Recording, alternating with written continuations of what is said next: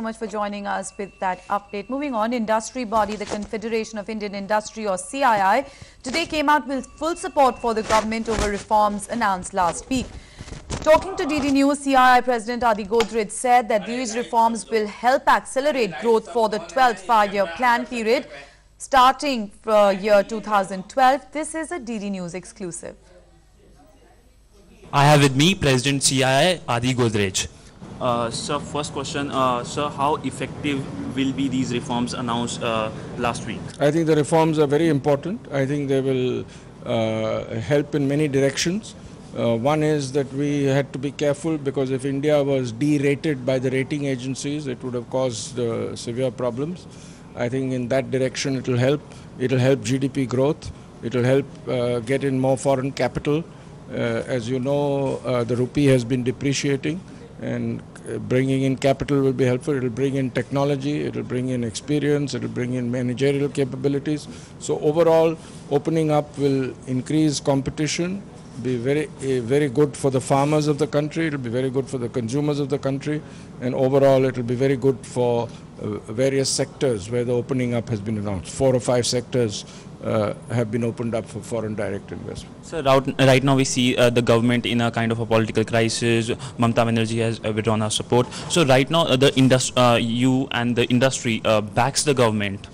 Yes, we think it's a very good move, and the government has announced that there will be further reform measures which will be announced, and we hope things go well even on the political front, and we expect movement on this front, and India can get back to an 8-9% growth rate in the next financial year if we take the economic agenda forward. And I do urge all the political players to keep in mind the economic agenda, which is good for the inclusive growth in the country. So the Planning Commission met last Saturday. It pegged the GDP growth at 8.2%. So do you think after these reforms, the GDP for the whole 12th five-year plan could rise above 8.2%? Yes, it could, and especially if more reforms are announced. The most important reform to get the GDP growth up is the goods and services tax. That single reform could add 1.5 to 2 percentage points to India's GDP growth, other things being equal. And I do hope that will be implemented soon, and that could be a game changer. But in GST, it requires legislative process. So don't you think problems could occur? Because all these reforms which are announced last Friday were all executive decision.